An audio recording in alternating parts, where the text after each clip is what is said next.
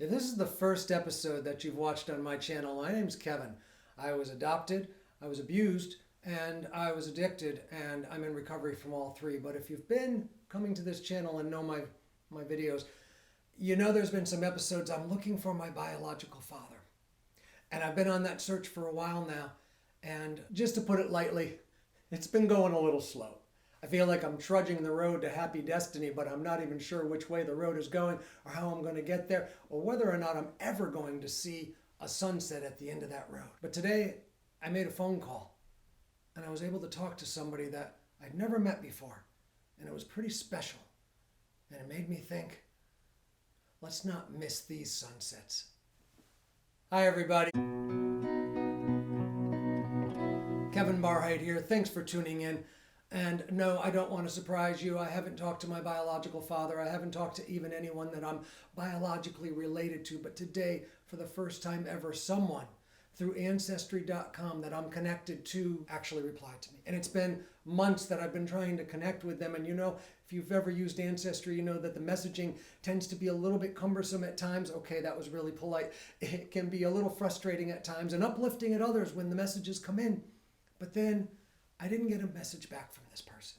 And they are my number one highest match, over 700. And of course, I've been reaching out for several months now, and I started to worry, my goodness, is this a COVID issue? Is this person sick? Is there something going wrong? And I noticed they hadn't even logged in. And then today, just today, I just happened to check. And I noticed that they logged in yesterday. And so I quickly messaged. It was one of many messages over the last several months. And I said, hi, not sure if you saw my other messages, but I wanted to reach out. And if you would, please email me, call me, just connect in any way. I'm here. And guess what? I got a call. And I missed the call, and it went directly into voicemail. But boy, oh boy, I got this call, and I saw the number from California, and I didn't think that I knew the number. I said, I wonder. And I got the voicemail. And this person just sounded so kind and so apologetic. I'm so sorry that I didn't get your messages. I just got them today. Of course, I'd be glad to talk to you. Please reach out. Now, I sure would like to tell you that she just filled in all the blanks for me and everything worked out, but that didn't happen. Like everything in my process of trying to find my biological roots, my connection to where I came from, sometimes it's like pulling teeth. Other times it's just like watching the grass grow. And sometimes there's those flashes of moments when I say, oh, this is why I'm doing this. This is why I'm here. This is why I was inspired to do my DNA spit test. You can see that right there. And this is the reason that I'm trudging this road and not running at breakneck speed. Not trying to get to the end goal and miss everything along the way.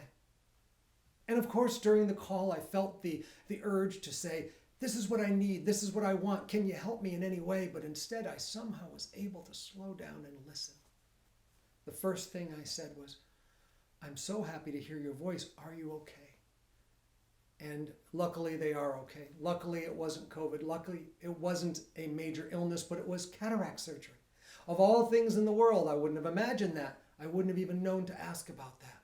And that's why they hadn't logged in for months now, because they've been dealing with not being able to see and then having the surgery and then recovering from the surgery. And in 2 weeks, she's going to have the other eye done. And all I can say right now is, I hope that you heal fast. And not so that you can give me information, not so that you can be with me and help me on this journey, but so that you can have a full life.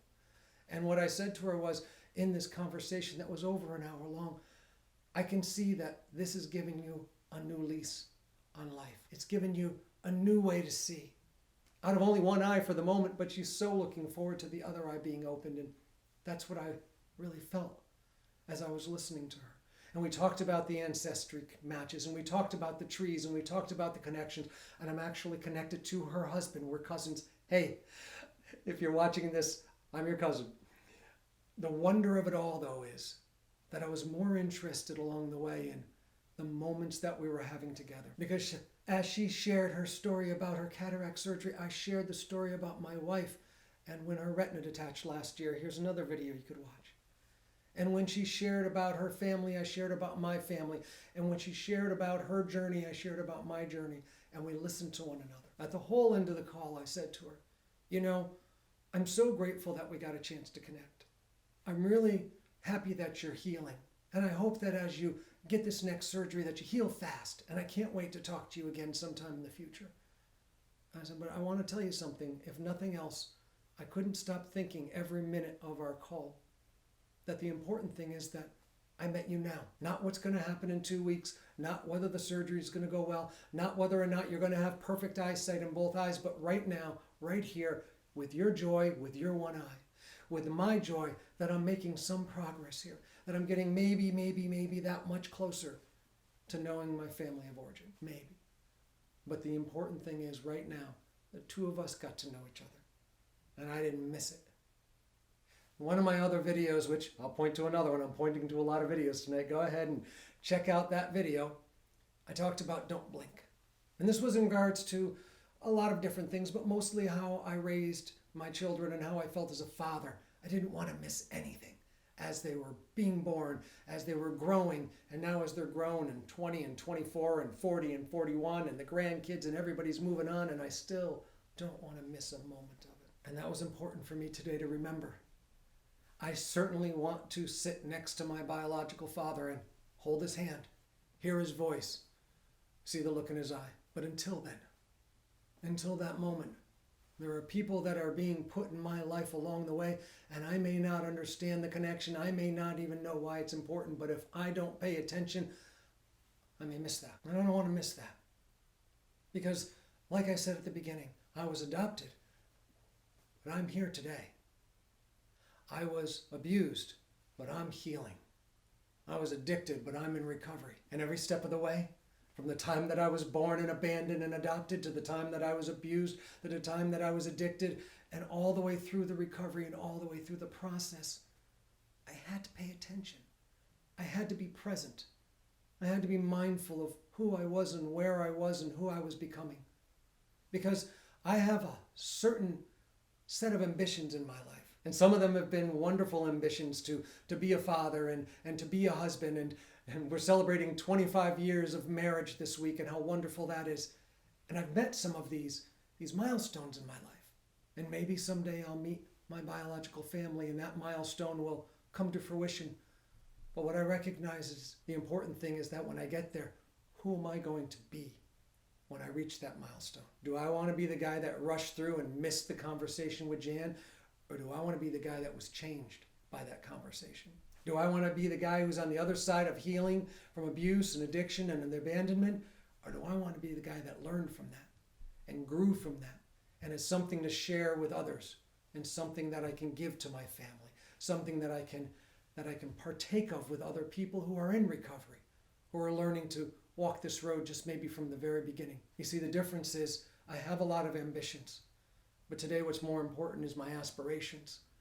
Because what I have ambition about is what I want to do. What I have aspirations for is who I want to become. And who I want to become today is someone who's kind, someone who's open, someone who's loving and caring, and someone who's joyful, and someone who shares his hurts and shares his moments of sadness, but someone who doesn't steep themselves in it. I want to be the guy that says, I made a new friend today. And she was really wonderful. And she's healing. And I hope that she can see well for the rest of her life. I hope that she can see beautiful colors. I hope that she can see her grandchildren on those tablets she told me about. I hope that I can listen. I hope that I can listen to you. I hope that we can listen to each other. Thanks for tuning in today. Thanks for being here. If you get a chance, please click subscribe. I really, really want to make sure that you don't miss any more videos. And please comment down below. One of the most important things is you are commenting and we are exchanging ideas and we are connecting, and that means the world to me, and I think you know that. Please share this video with others, and I can't wait to see you next week. Take care.